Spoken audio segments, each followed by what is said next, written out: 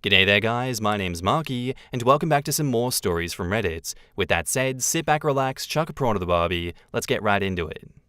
Would I be the asshole here for breaking up with my girlfriend because of what her dead boyfriend's dad says to me? My girlfriend's last boyfriend died in a car crash some years ago. My girlfriend told me about this when we became official. Now she's still close to her dead boyfriend's mum and dad, and she wanted to introduce me to them. I thought that it would be awkward, but I decided to go along with it. After all, she mentioned that she considers them just like her own parents. We visited them a few times, and the dad made comments. One time, the dad talks up how manly his son was, how he used to work on cars, how you could always tell that he was a real man because his hands were always dirty. He asked me what I did for work, and I work as an accountant, and he said, yeah, I could tell it was something like that. Your hands haven't seen any real work. You got soft hands, boy. You ain't got trucker's hands. You can't do 1,800 miles in one night. Soft hands, boy. It's been like this every time we visit them. He mentions how great his son is at something, and then asks me something, and then says how unmanly I am. I've talked to my girlfriend about it, but she says that I'm just being insecure, and I shouldn't feel threatened by it. I told her that I don't want to visit them anymore, and we got into a pretty big fight.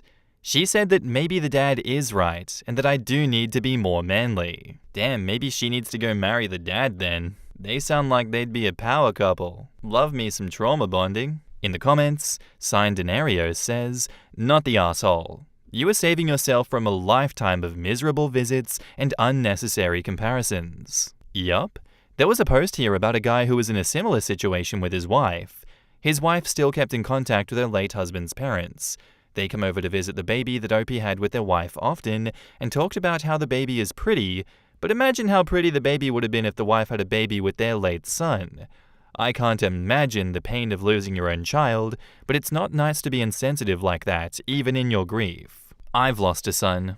You're in a no-win situation. Best option is to remove yourself from it. Not the asshole. Why does she want you to have a relationship with these people? Yup, she's free to maintain a relationship, insisting on introducing you and continuing to take you around there, independent of the disrespect and lack of understanding, is just creepy. Because she's exactly like them, and Opie was just starting to figure that out when he made the post. That, and if her dead boyfriend is similar to his parents, she'd have to admit that the boyfriend who died might have been a bit of a dick. I wish some hilljack would set me up like that. A comment about his hands not seeing any real work was just begging for the dad's lack of intelligence to be insulted. You ain't worked on cars before, boy. Accountants ain't a real job. That's just pushing paper, my brother. The question boils down to, would I be the asshole for breaking up with her? No. She's knowingly comparing you to these dickheads, and will not stop doing that. She's obviously aware about how it feels, hears your words and says, I don't care how you feel. My dead boyfriend is actually more important than you, so you can suck it up, buttercup. Unless you hate yourself, I don't see any reason to stay in that relationship. That really is just prolonged torture, where people will just keep bullying you and writing off your feelings. I don't see any reason to stay. Not the asshole for breaking it up. You should have done that yesterday. Update. I broke up with her. After talking to some friends and reading through some of your comments, I realized that this kind of behavior from both the dad and my girlfriend was unacceptable. I didn't say anything to the dad since I hadn't gotten a chance to see him since the last time. Anyways, I think I gave them slack due to the tragedy of what happened, but I think I gave them way too much. As harsh as this sounds, I am so relieved that I won't have to hear about her dead boyfriend ever again. I feel great, to be honest. In the comments, Allison says, it's not harsh, and as long as she sees it as acceptable to keep putting partners in that position, this will keep happening to her. It's perfectly fine for her to keep a relationship with them. It's not okay for her to try to force a relationship between who she is with and them. Any guy that she brings around is just a painful reminder of what they lost, and the father clearly cannot handle this in a pleasant way. She will either find someone who doesn't have the self-respect to stand up for themselves, someone who demands that she breaks off the relationship, or repeat this cycle until she finally gets a clue. It's not harsh to say that you're glad that you don't want to hear about him anymore. You were forced into a position to feel that way. Good job. They were taking out their grief and sorrow onto you. trashing you as compared to her ex. No one should be willing to put themselves through that. What was her reaction? Did you cite the comments about her ex as the main reason? OP says, I did. I told her I was tired of her father-in-law, quote unquote, talking to me that way, and her taking his side. She didn't apologize or anything. She said I was overreacting and we could talk about this. I told her that I'd already tried. She told me that I should just leave then, and I did. She needs therapy. Thank God you're out. She's just going to be sorrowful for the rest of her life. The dead ex will become more and more the perfect fantasy guy that no living guy can match. She very much needs to get therapy. The asshole in me would be like, yes, Brad, I know that your son Chad was more manly than me and better at working on cars than me, but you know what I'm better at? Breathing. That's true. Then you gotta hit him with the facts don't care about your feelings, Brad. That'll rile him right up. His hard hands won't be able to deal with that one. He mentions how great his son is at something. You mean how great your son was? My asshole haunches would be overheating too. Yeah, I heard he was good at fixing cars. Too bad he wasn't better at driving them. Thanks for the dinner. Girlfriend, don't call me. I wonder how many boyfriends she'll bring around until she realizes the dead boyfriend's dad is the issue. This chick's gonna die alone at this point. There's a chance that she may never realize the dad's the problem.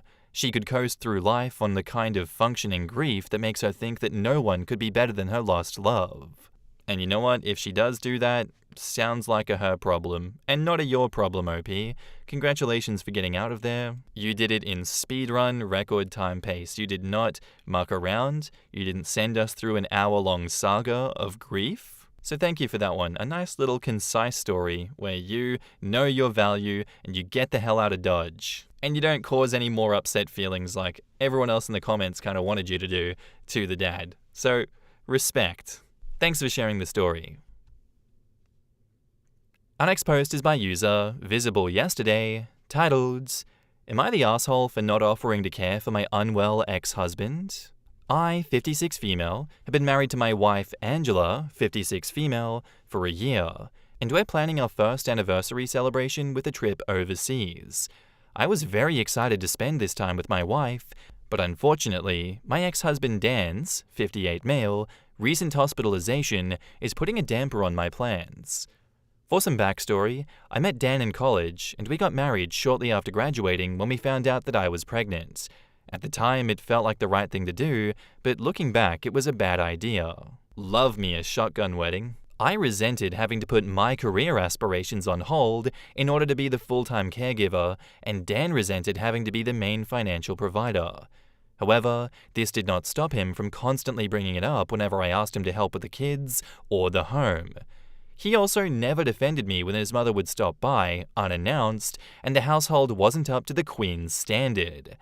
I felt so exhausted and trapped, and if it weren't for my kids, Junior, 34, Sarah, 32 female, Michelle, 29 female, and Mike, 29 male, I would have left years ago. Unfortunately, Dan did not have the same values as me and blindsided me with divorce papers. It was a rough process, but after the first year of our divorce being finalized, I got my groove back, and within the next 4 years, I was able to get a nice apartment and good career.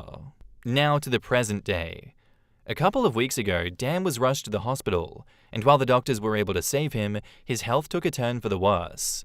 His wife is now essentially working to provide for their kids, while her parents watch them to save on daycare. I learned all of this through my children, as I do not care to have any direct contact with Dan. But almost every time I talk to them, they are always bringing up how stressed and tired they are over having to look after their father. I thought I was just being a sympathetic ear, but a couple of days ago my children came together to confront me about my lack of willingness to offer assistance to their father, and as their mother, I should want to care for him to make their own lives easier. My children know that while I have a full-time job, I can make up my own hours, and they want me to come into his house at least twice a week to make sure that he's clean and fed, or pay for a nurse to come do it. Okay, what's the punchline to the joke? Does anyone know the punchline? I refused, stating that Dan and I had been divorced for years and that their stepmom can handle that.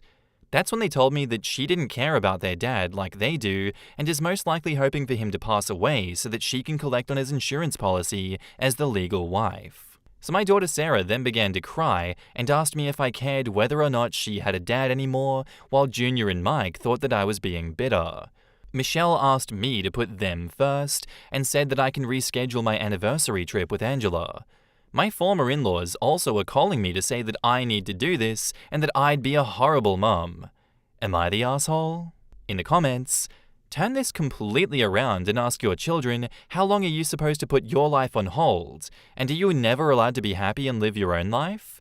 Tell your children that between the 4 of them and the ex-in-laws, they can split costs of a hired nurse/healthcare professional/domestic aid to go to your father's house twice in a week. Why should you pay for his care? You don't have the bandwidth and mental strength to be their father's carer, and it's really manipulative and cruel of them to emotionally coerce you to become your ex's carer. OP says, Dan's parents are retired and rely on him to pay their bills. I'm told that Dan's wife freaked out at the mention of having his parents move in to help save money, and his mum's mobility isn't great, so it's not like she can do all the cooking and cleaning.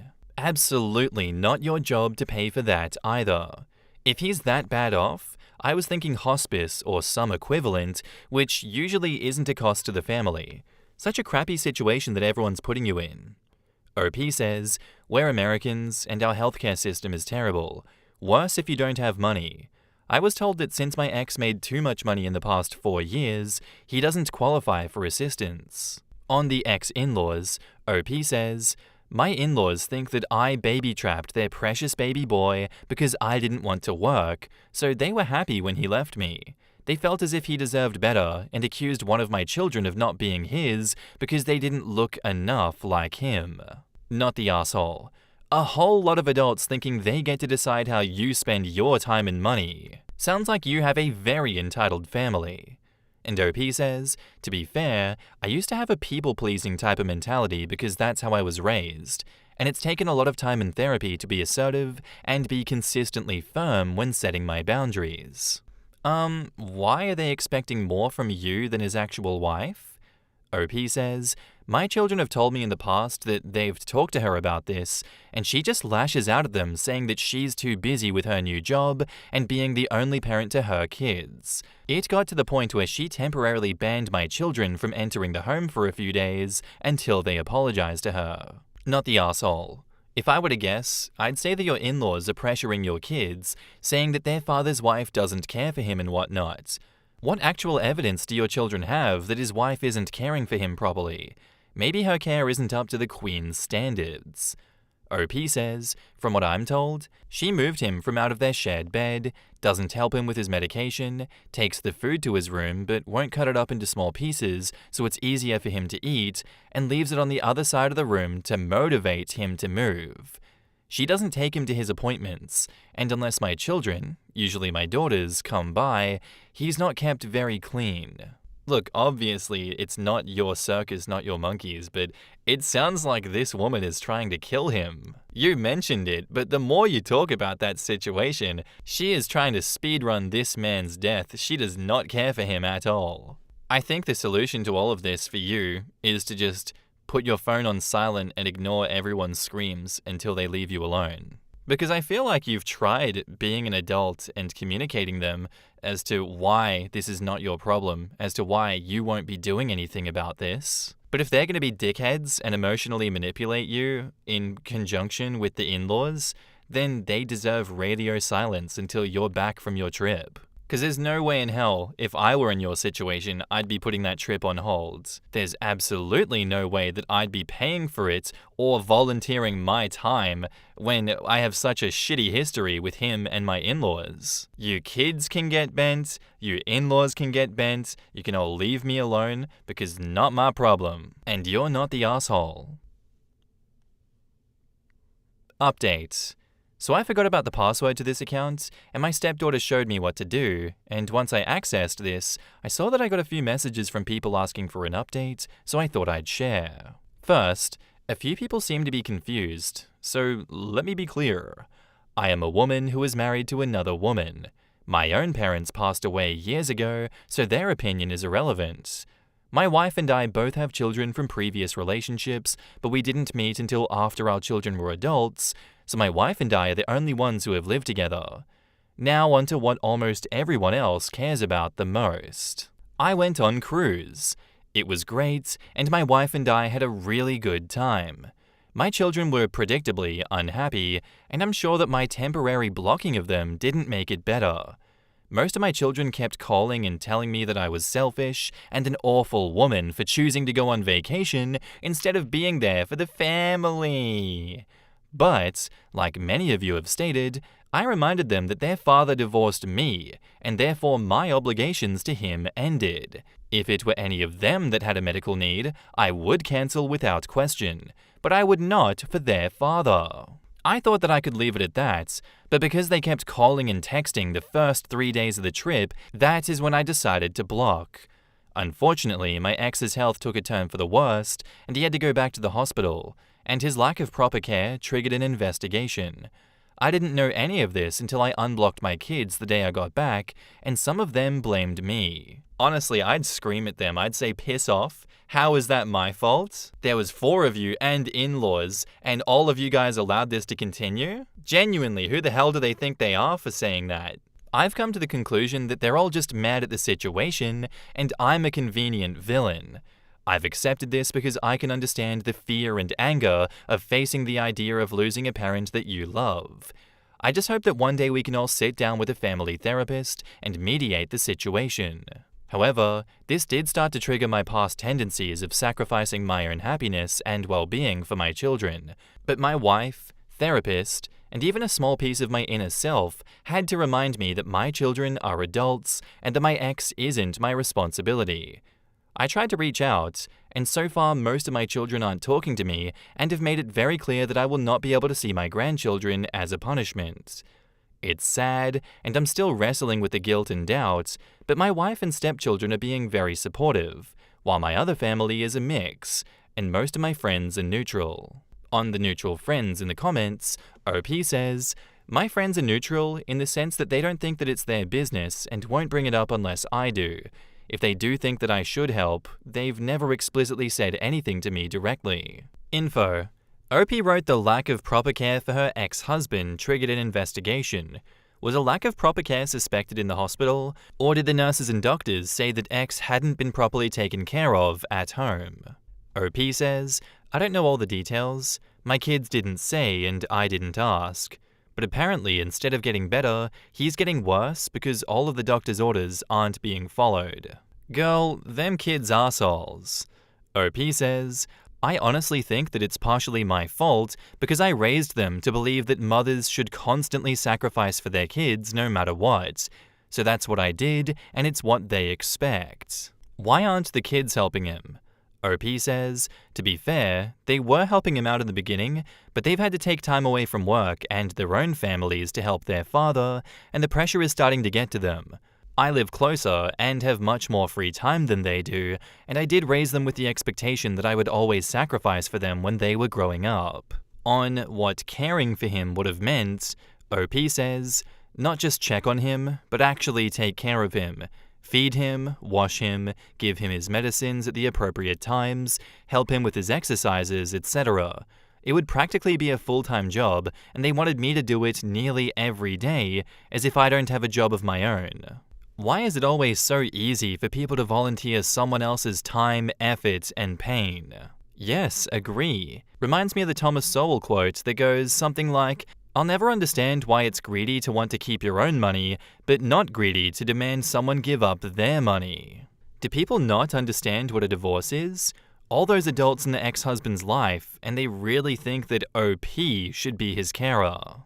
For those brats, it's not about the divorce. It's that their father's health issues are inconveniencing them, but they love him, quote-unquote, and want him to be taken care of. So for them, the appropriate person to do it is their mother, who always sacrificed everything for them. They see their mum as a convenient slave, basically, who should follow their whims to make their lives easier regardless of her own well-being. It sounds like the spineless husband cheated on her, and they don't even care. I could see my son thinking that way. If one of his divorced parents were to be suffering, he would want the other to step up and save his parent. How could he not? However, my son is also 11 and a literal child. OP's kids have some maturity to catch up on. My kid is now 18 and has recently started thanking me spontaneously for all the things I do. It's really lovely. At 11, they just assume that everything is supposed to be the way they have it. But over time, they learn that not everyone gets attentive and supportive parents. Quotes, I reminded them that their father divorced me, and therefore my obligations to him ended. This is what I would have said, and it's 100% correct. They seem to think that their mum is a servant they can call upon and take advantage of. And when they can't manipulate her, they punish her by taking away access to the grandchildren. They seem to have picked up their character traits from dear old dad. OP should play the long game and give no quarter. Don't turn on the kids, but grey rock them and block where needed. If dad does not make it, the kids are going to enter the find out phase. Stepmom who wants nothing to do with them, and mum they alienated with unreasonable demands. How much do you want to bet that the will leaves everything to stepmom? I'm willing to bet $1 gorillion. It's insane to me that all these kids are pushing 30 and still acting like this is OP's problem. And now they're keeping the grandkids away because she won't do what they want. I would also grey rock them and block those kids, like the commenter mentioned. It really doesn't sound like the father has that much time left anyway, especially if he's not been given his meds. I don't know how they can see all of this going on and not turn their anger on the stepmom, when it should be obvious to these pushing 30-year-olds that shenanigans are afoot and they are being played.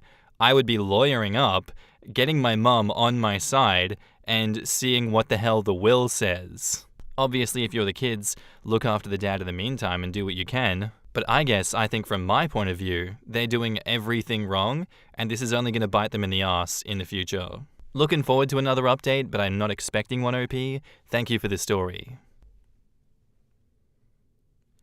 Posted by user WonderfulClass4280, titled, Would I be the asshole for asking my girlfriend to sign a prenup? Hey, so I, 26 male, have been dating my girlfriend, 25 female, for a little over a year. And so this is something that my mum and some friends have mentioned to me. I have a great job and make about $95K a year, have a comfortable savings account of a few thousand, I own my house, and 2 cars, 2012 Acura MDX and a 2015 Cadillac ATS. I also make $1,200 a month in rent. She currently works part-time at a bar. She's mentioned before about me adding her to the title of my house, to which I told her that I would not, as she doesn't contribute anything to it. I purchased my second car 2 months ago, as the first one was paid off. I told her she could drive my old car, but she wanted me to sell it and use the money to help her buy a car for her. I also declined this request, but instead offered to help her buy a cheaper car off buy and sell, as I'm not sure how my new car would fare in the winter. She's gotten really upset about those 2 instances. She also asks for designer handbags often, like $3,000 a piece, to which I say no, as I feel like it's a waste of money. It's not that I have a problem spending on her, as smaller gifts that are more reasonable I have no issue with. I don't plan on marrying her anytime soon, but would I be an asshole for asking her to sign one if we ever got married? In the comments, all that after a year? She's a gold digger. You're young, dump her, not the asshole. This is the right answer. Also, OP, coming from someone who makes about $100K a year and about your age, don't tell someone what you make early in the relationship. I've been with my fiancée about 4 years, engaged for 1. It wasn't until she moved in with me last year that I told her how much money I make, although I live a lot more frugally than you do. I own my home, but drive a much older car, as I don't feel like having a nice car is super important. But it's easier to hide still. I wish you the best of luck, man. If you really do decide to pursue this relationship, a prenup is a must. If she doesn't want to sign it, she's not the one. She'll say that you're just planning for failure. So is she by not signing it. OP says, I do live incredibly frugal, aside from my cars. I actually bought the second one because she needed a way to get to and from work. She didn't like my offer of assistance in buying a cheap car from buy and sell. That's when I found out that she has practically no savings. Oh my god, it gets worse. She is entitled and will actively try and take you for your money. Leave her now. A prenup would be a must, but she wouldn't sign it. All of this would make me very uncomfortable. Not the asshole, and why didn't you have a finance talk earlier? OP says, it recently occurred to me when I asked her how much she had saved, and she told me $400. Don't be shocked if you dump her and she comes back in 2 months and announces, I'm pregnant, trying to extract more cash. Sorry, but girlfriends of 1 year don't get on house titles. Ever. Run away. Red flag alerts. Danger, Will Robinson. Danger. I don't know how you wrote that whole thing out, OP, and didn't just think, she's playing me. She's just draining me dry. She may be draining you dry, absolutely. That may be why you're sticking around. But don't let her drain the bank account too, come on. I think prenups are the wrong things to be thinking about in this situation. I think exit plans and security systems on the house should be on the mind, more than a prenup. Good luck and Godspeed. Update. Hey, so I was planning on doing this conversation with my girlfriend on Saturday when neither of us need to worry about work. This is going to be a bit longer than my original as well. Also, to the people who were saying that I'm not as rich as I think I am, I know damn well that I'm not rich by any stretch of the imagination. The things I listed were to give an example as to how far out some of her requests have been. I got home at around midnight, and she got home at around 3:30 a.m. after her shift at the bar. She wasn't in the best of moods, and started to say how things aren't like they were before. I agreed with her, and then asked her how long she was planning to stay at the bar, and if she was going to look for a more full-time or reliable job. She told me that she wants to be a realtor in a year or two, and I asked her when she decided that. She told me about a week ago. I wasn't trying to pressure her, but I asked her what steps she needed to take in order to make it happen. She didn't give me a full answer, and just mentioned that she was talking to a lady who worked as a realtor who was at the bar a few weeks ago. I told her that I was happy that she had a goal that she was aiming for. She then said that she wanted to buy an apartment herself next year, as she wants to live by herself for a bit. I asked her how she was going to manage getting it, and she asked if I would help her. I asked her, just as an estimate, if I was to help, what percentage I would be contributing, and she said about 80. This is where things started to take a turn. I said I don't think that would be fair, as if she decided to sell it, the money would go 50-50. She didn't have anything to say to that, so I asked her, if you went out on your own and purchased the apartment and used all the money that you worked for, and then I came in and married you and left, how comfortable would you be selling it? She said she wouldn't be comfortable with it. I tried to explain to her that's how I felt with some of the things that she's mentioned to me. She told me the guy is supposed to provide. And while I don't disagree with the statement, I thought back to a lot of the comments on my last post of some ladies who were saying that they make more than their husband. And they were for the idea of the prenup, not because he couldn't provide, but as asset protection. I also told her that some of her previous comments, such as being on the deed to my house and me selling my car to buy her one, made me uneasy. She told me that I was lying about the car, because she corrected me and said that she asked me to trade it in for a new car for her. This is where I asked her, what do you think of a prenup agreement for if we get married? She started crying, saying that I didn't trust her and that I was already planning on leaving her if that's what I had in mind. I told her that's not the case. We can both have one. I used a lot of examples that people mentioned to me recently, such as her winning the lottery, getting a great job, or receiving an inheritance. It's protection for both of us. She didn't say anything to what I said, and instead just looked away and said, I'm all by myself again. She was still crying. She asked if I would have asked someone who made more money than her to sign one as well. I told her that I don't think I'd get married without one at this point. I brought up how the number one reason for divorce is rooted to finances, and we don't see eye to eye on anything in that field. She asked what I meant. I asked her how much she's seen me spend on myself in the last year, and after a minute of thinking, she said almost nothing. I asked her if she had a closet and drawers filled to the point that they don't close or open with clothes, and why she kept wanting new ones. She told me that it's for her mental health, and then asked me if I even cared about her mental health. I told her I did immensely, as I hate seeing her sad, but also told her that spending money to try and make yourself happy is a temporary fix, and it will be a repeating cycle. This was close to 6:30 a.m., and she told me that I should get some rest before work as I leave at 1 to drive for work. So the conversation ended there, and we both tried to sleep. I left out one topic from our conversation that was prevalent in my previous post about intimacy. We did discuss it though. We talked more after I woke up at around 9. On Saturday, I'll be grabbing my stuff from her place and we'll be going our separate ways. Thanks to everyone's opinion who commented on my previous post. I know I might not have handled the situation perfectly, but this conversation with her was probably the hardest talk I've ever had to have. I hope this is easier to read as opposed to the wall of text that I had earlier. Sorry to the people who commented on the last one. In the comments, Bagel with Cheese says, "I'll be alone again." Absolutely manipulative. I'm glad you're getting out. OP says, "That actually made me feel weird when she said it. I knew what she was doing when she said that." Yep, I had an ex who pulled that crap.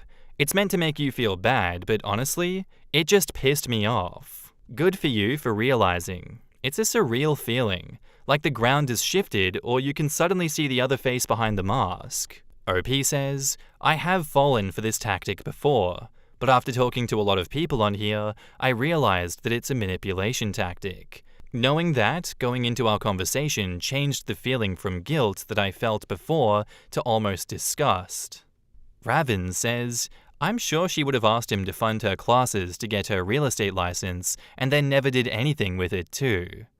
OP says, "One of the things she was interested in pursuing was being an esthetician.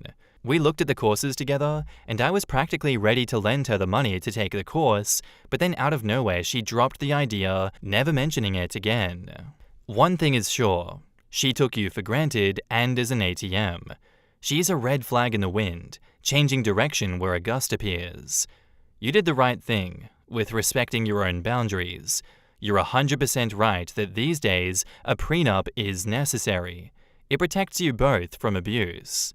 And OP says, "When I was younger, I was a pretty broken person, and the way I thought that I was going to coast through life was with weed. It was a delusional thought at the time, because looking back, it's a temporary feel-good instead of trying to face problems and work on myself." Anyway guys, that's where I'm going to end today's episode. I do hope you enjoyed. If you did, let me know what you thought of it in the comments down below. Bye!